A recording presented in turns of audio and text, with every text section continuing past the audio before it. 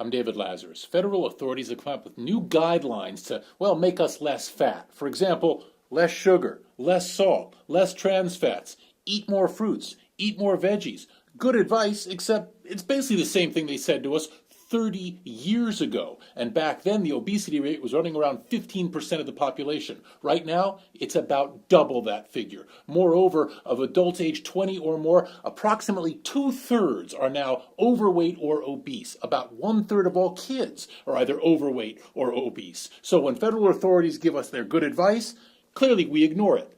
Something else needs to be done. A heavier hand, probably, on the part of the government. I've been talking to public health experts who say, look, if you really want to fight obesity, if you really want to get people to, well, do the right thing, you need to crack down.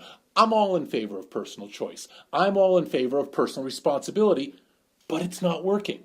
So let's try this. What if we were to substitute tobacco for junk food?